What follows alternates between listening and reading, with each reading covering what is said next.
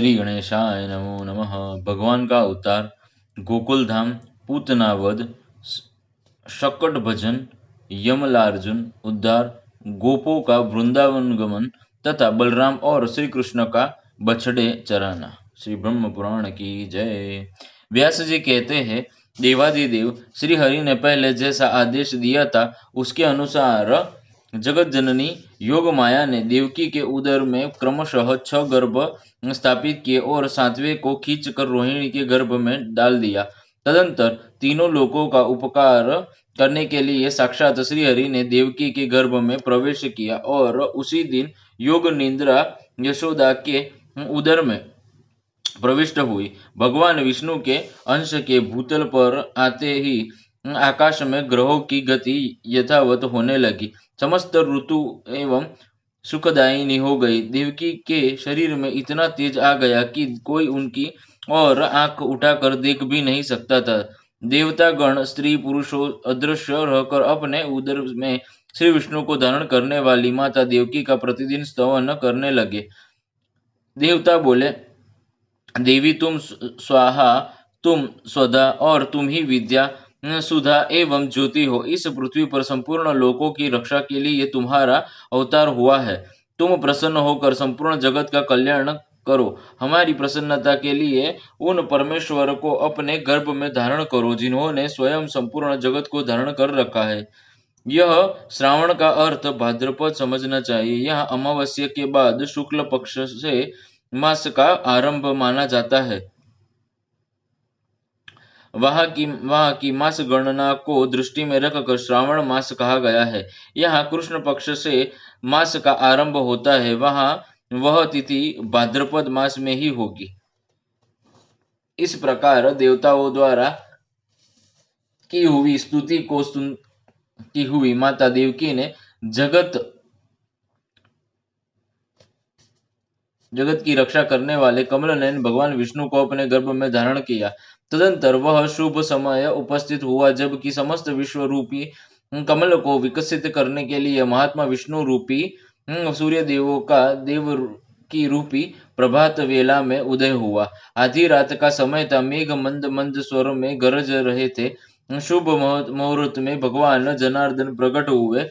उस समय संपूर्ण देवता फूलों की वर्षा करने लगे। विकसित नील कमल के समान श्याम वर्ण श्रीवत्स चिन्ह सुशोभित वक्ष स्थल वाले चतुर्भुज बालक को उत्पन्न हुआ देख परम बुद्धिमान वसुदेव जी ने उल्लासपूर्ण वचनों में भगवान का स्तवन किया और कंस से भयभीत होकर कहा, शंख चक्र एवं गदा धारण करने वाले देव देवेश्वर मैंने जान लिया आप साक्षात भगवान है, परंतु देव आप मुझ पर कृपा करें, अपने इस दिव्य रूप को छिपा लीजिए।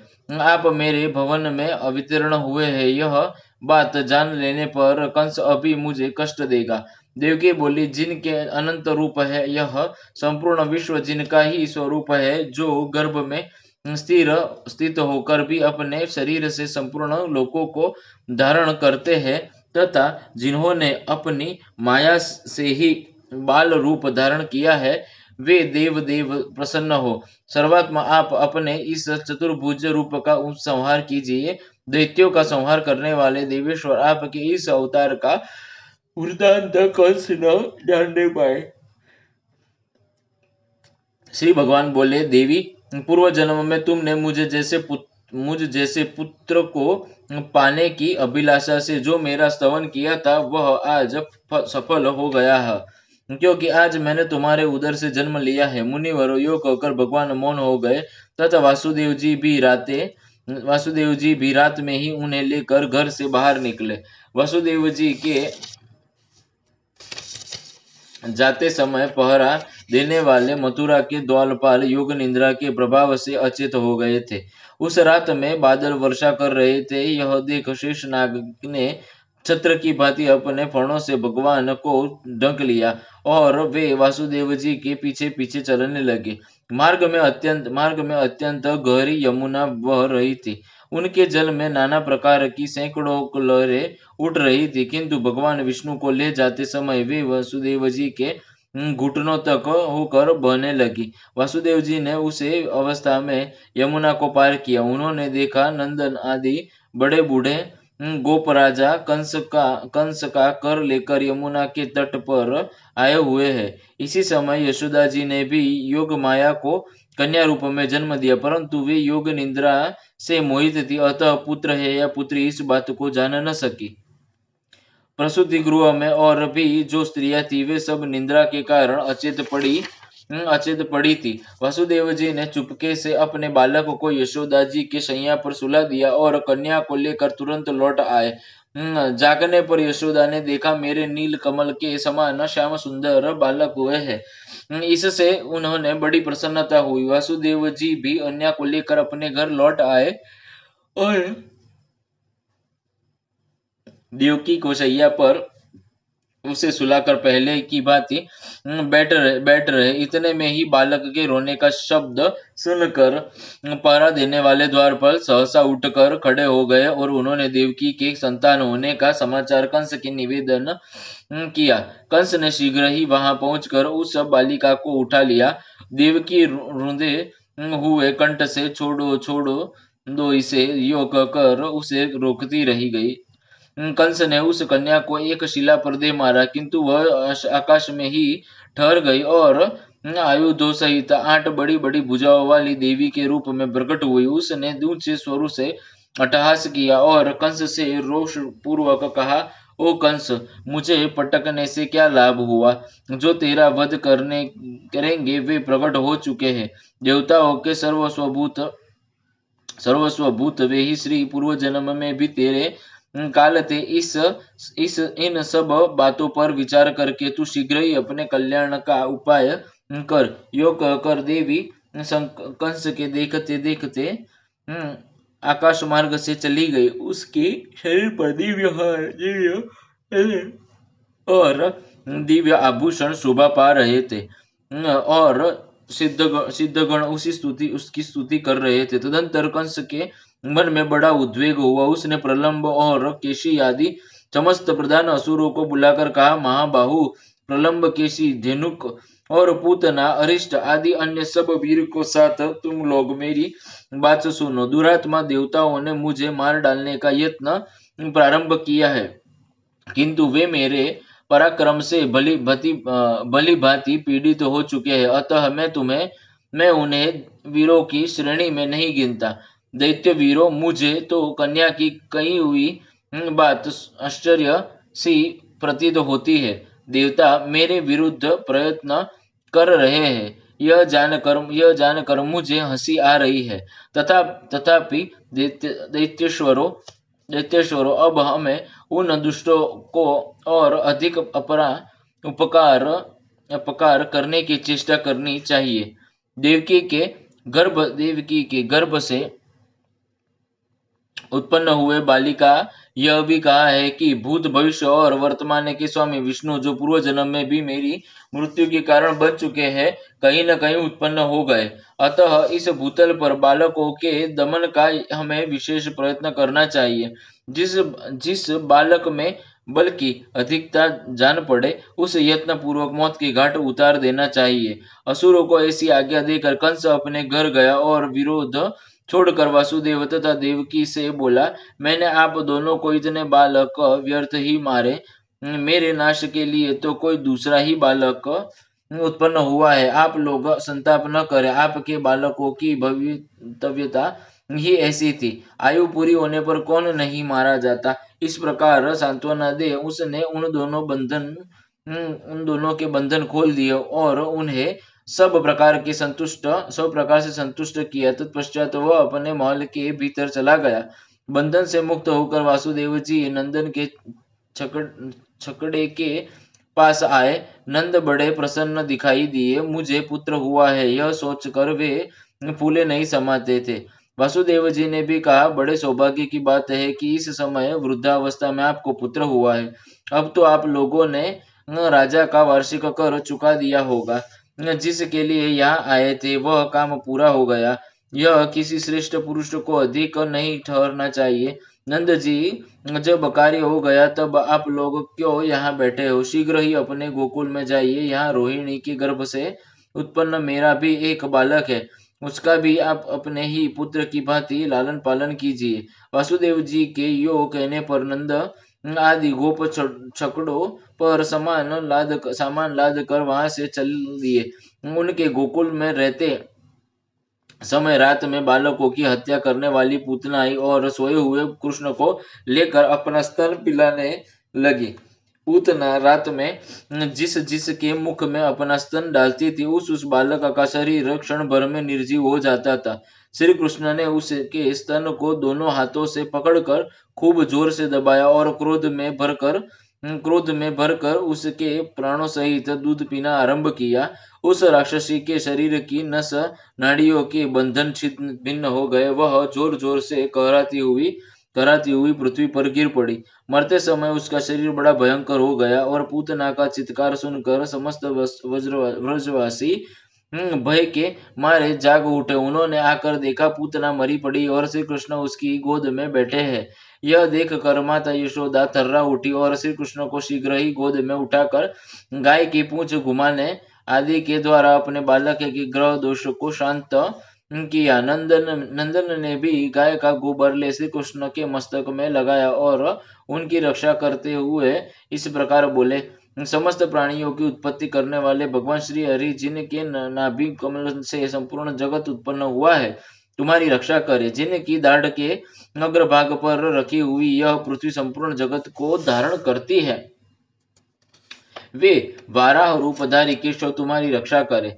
तुम्हारे गुदा भाग और उदर की रक्षा भगवान श्री विष्णु तथा जग्गा और चरणों की रक्षा श्री जनार्दन करे, जो एक ही क्षण में वामन से विराट बन गए और 3 पगों से सारी त्रिलोक को नाप कर नाना प्रकार के अस्त्र शस्त्रों से संपन्न दिखाई देने लगे। वे भगवान वामन तुम्हारी सदा रक्षा करे। तुम्हारे सिर की गोविंद तथा कंठ की केशव रक्षा करे। मुख बाहु प्रबाहु कोहनी के नीचे का भाग मन और संपूर्ण इंद्रियों की अखंड ऐश्वर्यशाली अविनाशी भगवान नारायण रक्षा करे। भगवान वैकुंठ दिशाओं में मधुसूदन, विदिशाओं में कोणों में हर्षि केश, आकाश में और पृथ्वी को धारण करने वाले भगवान अनंत पृथ्वी पर तुम्हारी रक्षा करे। इस प्रकार नंद गोप द्वारा स्वस्ति वाचन होने पर बालक श्री कृष्ण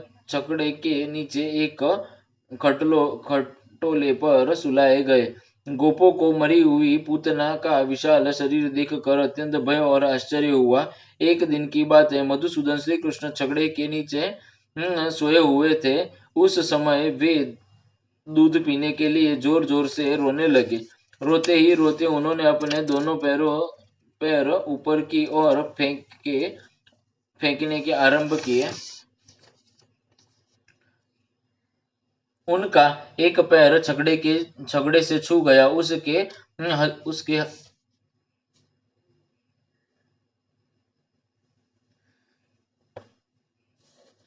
हल्के से आघात से ही वह छगड़ा उलट कर गिर पड़ा।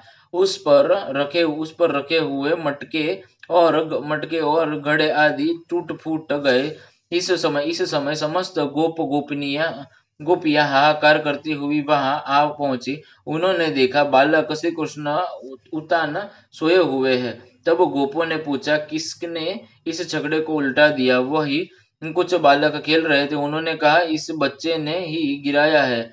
यह सुनकर गोपों के मन में बड़ा आश्चर्य हुआ। नंद गोप ने अत्यंत विस्मित होकर बालक को गोद में उठा लिया। यशोदा ने भी आश्चर्य चकित होकर टूटे फूटे भांडों के टुकड़ों और छगड़ों की दही, फूल, फल और अक्षत के से पूजा की। एक दिन वासुदेव जी की प्रेरणा से गर्ग जी गोकुल में आए और अत्यंत अन्य गोपों से छिपे छिपे ही उन्होंने उन दोनों बालकों को द्विजोचित संस्कार किया। उनके नामकरण संस्कार करते हुए परम बुद्धिमान गर्ग जी ने बड़े बालक का नाम राम और छोटे का नाम कृष्ण रखा।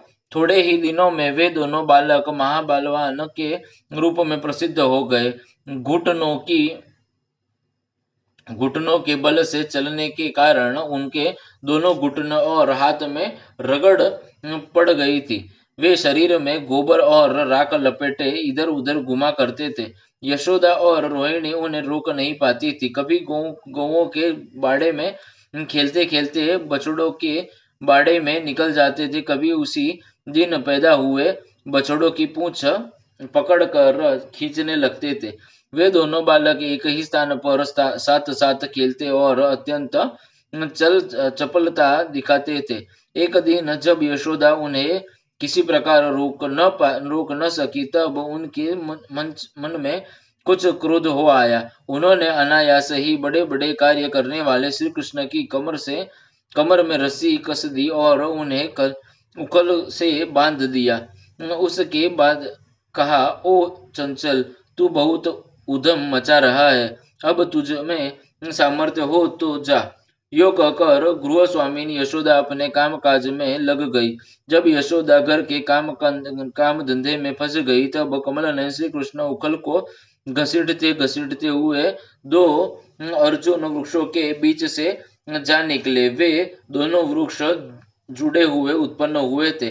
इन वृक्षों के बीच में तिरछी पड़ी हुई उखली को जो ही उन्होंने खींचा, उसी समय ऊंचे शंखा वाले वे दोनों वृक्ष जड़ से उखड़ गिर पड़े। वृक्षों के उखड़ते समय बड़े जोर से कड़कड़ाहट की आवाज हुई। उसे सुनकर समस्त व्रजवासी कातर भाव से वहां दौड़े आए।